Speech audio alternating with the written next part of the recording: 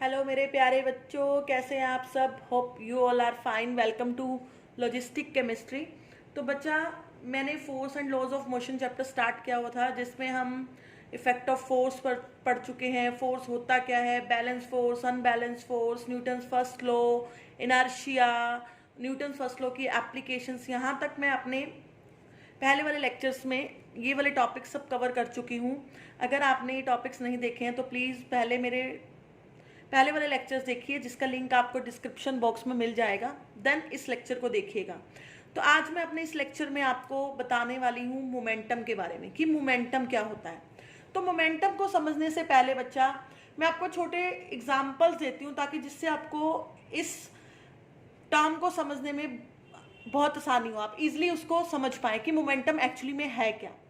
तो राजा देखो, आपके पास एक क्रिकेट बॉल है, ठीक है, और एक आपके पास टेनिस की बॉल है। तो किसका मास ज्यादा होता है? ऑफ कोर्स जो क्रिकेट बॉल होती है वो ज्यादा हैवी होती है as compare to tennis ball. जो क्रिकेट बॉल होगी उसका जो मास होगा वो ज्यादा होगा as compare to tennis ball के मास के। पता है हमें। तो राजे, अगर मैं आपसे पूछूं कि एक मेरे हाथ में टेनिस बॉल है, एक मेरे दूसरे हाथ में क्रिकेट बॉल है, दोनों को मैं एक स्पीड के साथ आपकी तरफ थ्रो कर रही हूं, तो आपको किसको रोकने में ज्यादा फोर्स लगेगा? आई रिपीट माई क्वेश्चन। मेरे एक हैंड में क्रिकेट बॉल है, एक हैंड में टेनिस बॉल है, दोनों को मैं एक स्पीड, एक वेलोसिटी के साथ आपकी तरफ थ्रो कर रही हूं, तो आपको किसको रोकने में ज्यादा टाइम लगेगा, किसको रोकने में ज्यादा फोर्स लगेगा? तो ऑफ कोर्स आप कहोगे कि मैम क्रिकेट बॉल ज्यादा हैवी है, उसका मास ज्यादा है, तो मेरा फोर्स उसको रोकने में ज्यादा लगेगा। दैट मीन्स कि फोर्स किसके डायरेक्टली प्रोपोर्शनल हो गया? मास के। कि जिसका मास ज्यादा होगा उसको रोकने में मुझे फोर्स भी उतना ही ज्यादा लगेगा। अगर क्रिकेट बॉल हैवी थी तो क्रिकेट बॉल को रोकने में मेरा फोर्स ज्यादा लग रहा था। ये चीज क्लियर हुई आपको? That means force is directly proportional to mass. की फोर्स जो है मास की डायरेक्टली प्रोपोर्शनल है। अगर मास ज्यादा तो फोर्स ज्यादा, अगर मास कम तो फोर्स कम। ये चीज आपको क्लियर हुई? नेक्स्ट, अगर अब मैं आपको क्या कहूं राजे, कि मेरे पास एक दोनों ही क्रिकेट बॉल्स हैं, या दोनों ही मेरे पास टेनिस बॉल है, लेट दोनों ही मेरे पास टेनिस बॉल है, बट अब केस क्या है, जब मैं दोनों को आपकी तरफ थ्रो कर रही हूं, तो ये जो मेरे पास टेनिस बॉल है इसको मैं मोर वेलोसिटी के साथ, मोर स्पीड के साथ आपकी तरफ थ्रो कर रही हूं, बट जो ये टेनिस बॉल है इसको मैं लेस स्पीड के साथ आपकी तरफ थ्रो कर रही हूं। तो अब फोर्स किस पे ज्यादा लगेगा? ध्यान से पहले क्वेश्चन सुनो, फिर थोड़ा माइंड लगाओ और देखो कि मैंने क्वेश्चन क्या पूछा है, उसका क्या आंसर हो सकता है। पहले मेरे पास एक क्रिकेट बॉल थी और एक टेनिस बॉल थी। तो हमने कहा कि जो हैवी थी, दैट इज क्रिकेट बॉल ज्यादा हैवी होती है, तो क्रिकेट बॉल को रोकने में मेरा ज्यादा फोर्स लग रहा था। अब मैंने मास वाला कंसेप्ट ही खत्म कर दिया। अब मेरे पास दोनों सेम मास की बॉल है, दोनों मैंने टेनिस बॉल ही ली है। तो बट अब मैं कह रही हूँ कि जो एक टेनिस बॉल है उसको मैं ज्यादा स्पीड से आपकी तरफ फेंक रही हूँ, दूसरी टेनिस बॉल को मैं इजिली बहुत स्लोली फेंक रही हूँ। तो अब फोर्स किस पे ज्यादा लगेगा? तो अब आप कहोगे कि मैम जिसकी स्पीड ज्यादा उस पर फोर्स ज्यादा लगेगा। क्लियर है ना, कि जो मैं ज्यादा तेजी से फेंक रही हूँ उस पर आपका जो फोर्स है वो ज्यादा लगेगा एज कंपेयर टू जो मैं आपको स्लोली दे रही हूँ, वो आप इजिली कैच कर लोगे, बट इजिली उसको रोक लोगे। बट जो ज्यादा वेलोसिटी से आपकी तरफ आ रही है, आपको उसे रोकने में ज्यादा फोर्स लगाना पड़ेगा, है ना। तो दैट मीन्स यहां से मेरे पास ये भी क्लियर हो गया कि force is directly proportional to velocity. First example से क्लियर हुआ था, force is directly proportional to mass. अगर मास ज्यादा तो फोर्स ज्यादा। Second, force is directly proportional to velocity, कि अगर वेलोसिटी ज्यादा है किसी ऑब्जेक्ट की तो उस पर फोर्स भी ज्यादा लगेगा। क्लियर है? तो दैट मीन्स अगर मैं इन दोनों पॉइंट्स को कंबाइन करके लिखूं तो force is directly proportional to mass into velocity. अब आप कहोगे कि मैम आपने यहाँ पे इनटू ही क्यों लगाया? यहाँ पे मैं m प्लस वी ले सकती थी, m माइनस वी ले लेती, m डिवाइड बाय v ले लेती, but why I take m multiply by v?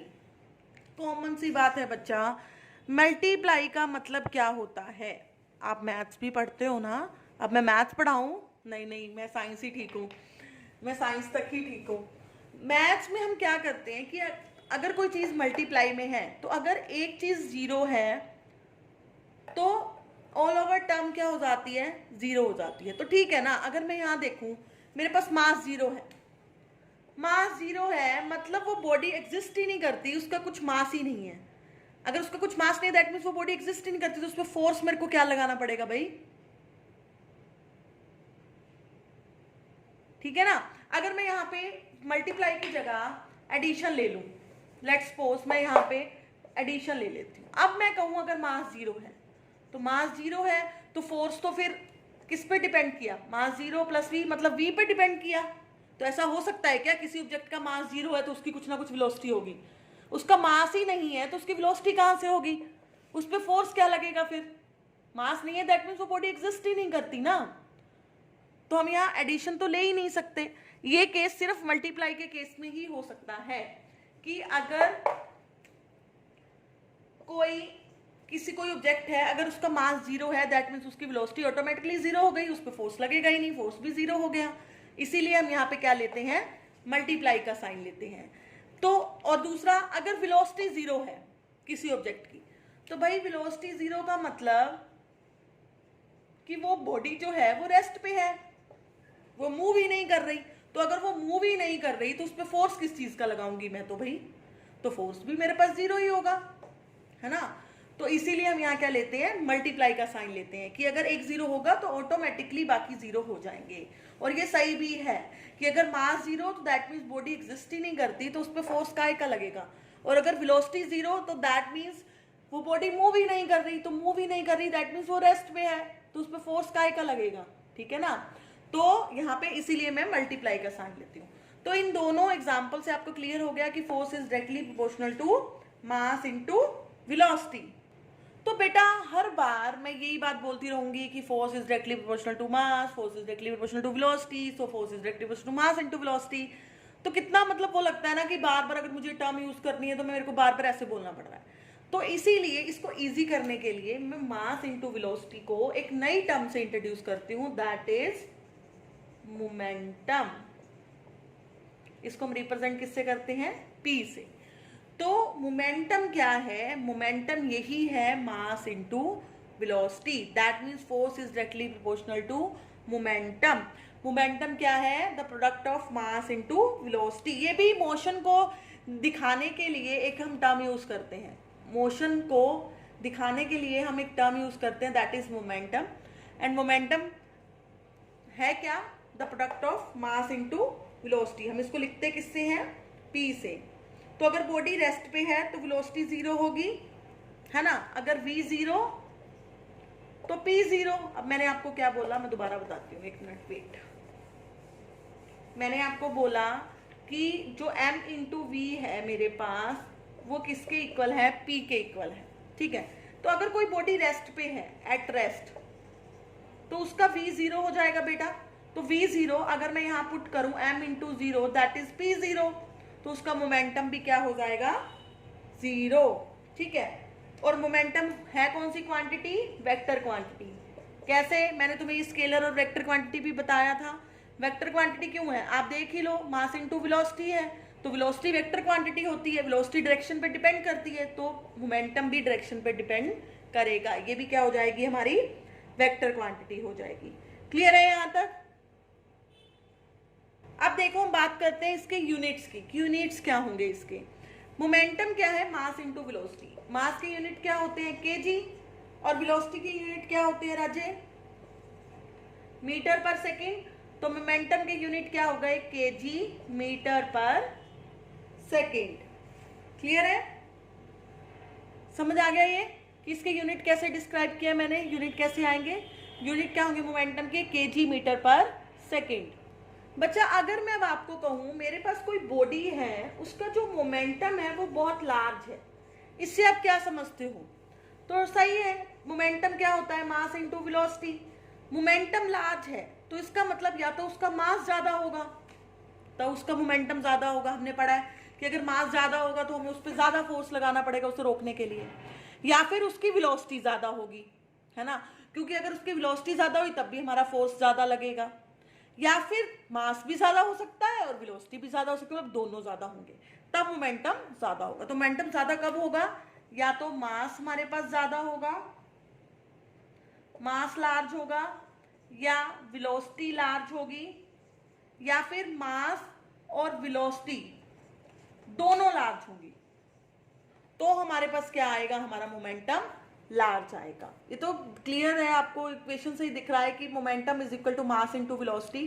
तो या तो मास ज्यादा होगा तो मोमेंटम ज्यादा होगा, वेलोसिटी ज्यादा होगी तो मोमेंटम ज्यादा होगा, दोनों ज्यादा होंगे तो ज्यादा होगा। क्लियर है ना? चलो अब हम एक एग्जाम्पल देखते हैं इसका। Let's see an example.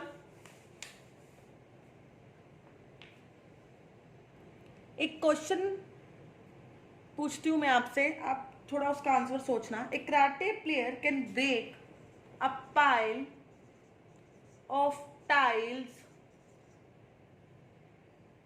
और a slab of ice with single blow of his hand. How? Question समझ आया? I repeat my question. एक karate player can break a pile of tiles. एक कोई कराटे का प्लेयर है, वो बहुत सारी टाइल्स हैं, उसको अपने एक सिंगल ब्लो ऑफ हैंड से, मतलब एक बार वो हैंड मारता है और सारी की सारी टाइल्स को ब्रेक कर देता है। कैसे? आपको यहाँ पिक भी नजर आ रही होगी कि एक कराटे प्लेयर है, उसके सामने ए जो पिक है उसमें बहुत सारी टाइल्स रखी हुई हैं, बी में उसने अपना हाथ जैसे टाइल्स में मारा तो सारी की सारी टाइल्स क्या हो गई? ब्रेक हो गई। हाउ? क्या लगता है आपको? I am giving you 5 seconds, सोचो, then I will give you an answer. 1 2 3 4 5। It's over. देखो कैसे, जैसे ही कराटे प्लेयर ने उस पाइल्स ऑफ टाइल्स पे अपना हाथ मारा, ऑफ कोर्स उसने जो अपना हाथ है वो बहुत हाई वेलोसिटी से उस पर स्ट्राइक किया है, तो हाई वेलोसिटी पे स्ट्राइक करते उसका मोमेंटम क्या हो गया? इंक्रीज हो गया। तो वो मोमेंटम इंक्रीज हो गया क्योंकि due to its fast moving hand, है ना, और बाद में वो धीरे धीरे किस पे आया? जीरो पे आया, जिससे वो टाइल्स पे क्या लगा? फोर्स बहुत ज्यादा अमाउंट में लगा और वो एक साथ सारी की सारी ब्रेक हो गई। आई रिपीट, कराटे प्लेयर ने क्या किया? बहुत हाई वेलोसिटी से अपना हैंड मारा, जिससे उसका जो मोमेंटम था वो ज्यादा हो गया। उसने उस टाइल्स पे बहुत ज्यादा फोर्स एक्सर्ट किया, है ना। मोमेंटम ज्यादा दैट मीन्स फोर्स ज्यादा, है ना। वेलोसिटी ज्यादा दैट मीन्स मोमेंटम ज्यादा दैट मीन्स फोर्स ज्यादा, सब आपस में रिलेटेड है। तो उस फोर्स से वो सारी की सारी टाइल्स क्या हो गई? ब्रेक हो गई। तो सेकंड पिक में देखो, आपको इजिली दिख रहा होगा, the karate player hits the pile of tiles with a mighty blow of hand. उसने इजिली अपना हैंड मारा और थर्ड पिक में वो सारी की सारी टाइल्स जो है ब्रेक हो गई। तो आप उसका रीजन क्या दोगे? मैं लिखती हूं, देखो इसका आंसर रीड करो। Because he strike the pile of tiles with his hand very very fast. उसने बहुत फास्टली अपना हैंड जो है टाइल्स पे हिट किया। इन डूइंग सो, ऐसा करने पे लार्ज मोमेंटम जो था प्रोड्यूस हुआ था और फास्ट मूविंग हैंड, वो धीरे धीरे क्या हो गया? जीरो हो गया बहुत ही कम समय में। और उसने क्या किया? एक बहुत ही लार्ज फोर्स उस पर एक्सर्ट किया, जिसकी वजह से वो टाइल सारी क्या हो गई? ब्रेक हो गई। उसने हाथ अपना बहुत तेजी से मारा, जिससे उसका मोमेंटम ज्यादा हो गया था और वो मोमेंटम धीरे धीरे जीरो आ गया, है ना। पर उस मोमेंटम ने उस टाइल्स पे बहुत ही लार्ज फोर्स एक्सर्ट किया, जिससे वो सारी की सारी टाइल्स क्या हो गई? ब्रेक हो गई। क्लियर है बच्चा? क्लियर है? नेक्स्ट एग्जाम्पल हम एक और देख सकते हैं। अगला एग्जाम्पल हम क्या ले सकते हैं? आपने मोस्टली रोड एक्सीडेंट्स देखे होंगे। वो रोड एक्सीडेंट्स का मेन कारण क्या होता है बेटा? क्या होता है रोड एक्सीडेंट्स का मेन कारण? देखो, अगर तो या तो उसका मास ज्यादा होगा जो व्हीकल आ रहा है ना, या फिर उसकी वेलोसिटी ज्यादा होगी। यही दोनों कारण होंगे। क्यों? अगर उसका मास ज्यादा हुआ तो उसका मोमेंटम ज्यादा हो गया, तो वो बहुत बुरी तरह से सामने वाले व्हीकल को हिट करेगा, है ना, उसका ज़्यादा नुकसान होगा। बट अगर सोचो उसका मास भी ज़्यादा है और उसकी वेलोसिटी भी ज़्यादा है, तो उसका मोमेंटम तो कितना हाई लेवल का हो जाएगा।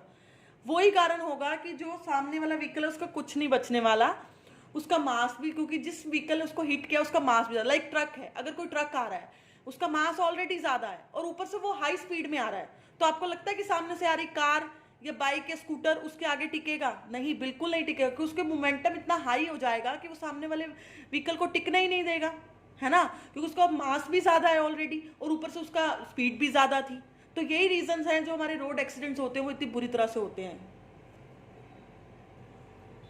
तो होप आपको अभी ये मोमेंटम क्या है सब कुछ समझ आ गया होगा, क्योंकि बेटा force and laws of motion के सेकंड जो लॉ है उसको पढ़ने से पहले आपको ये मोमेंटम जो है वो अच्छे से क्लियर होना चाहिए। अगर आपको ये मोमेंटम नहीं पता होगा क्या होता है तो आपको सेकंड लॉ बिल्कुल भी समझ नहीं आने वाला।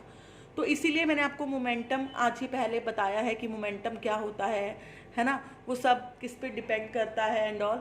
उससे अब आपको, जब आप सेकंड लॉ में आपको कराऊंगी तो आपको चुटकियों में समझ आ जाएगा, कोई रॉकेट साइंस नहीं है उसमें, आपको इजीली समझ आ जाएगा। बट हाँ, अगर मैं आपको सीधा सेकंड लॉ पे लेके चलती और मोमेंटम ना बताती तो गलत हो जाता, आपको फिर बिल्कुल भी समझ ना आता। तो आज मैंने ये मोमेंटम कवर कर दिया है, तो नेक्स्ट लेक्चर में हम फोर्स एंड लॉ का न्यूटन्स लॉ है उसका जो सेकंड लॉ है हम वो पढ़ेंगे, ठीक है। तब तक आप जो मेरे पिछले लेक्चर्स हैं और जो ये लेक्चर है उसको अच्छे से कर लो। बस अब आपका सेकंड लॉ रह गया है, थर्ड लॉ और उसके बाद एक कंजर्वेशन ऑफ मोमेंटम। 3 टॉपिक रह गए हैं, तो मे बी 3 लेक्चर में मैं इसको कवर कर दूंगी, तो ये चैप्टर आपका जल्दी ही फिनिश हो जाएगा। तब तक आप मेरे पिछले लेक्चर्स को अच्छे से कर लो, ठीक है। तो जिन्होंने मेरे चैनल को सब्सक्राइब नहीं किया प्लीज़ सब्सक्राइब इट, ठीक है। जिन्होंने अभी तक नोटिफिकेशन बेल को प्रेस नहीं किया वो ज़रूर प्रेस करो, क्योंकि अगर मैं नया लेक्चर डालती हूँ और आपको पता ही नहीं चलेगा कि मैंने अपडेट कर दिया है तो आप देखोगे कैसे ना।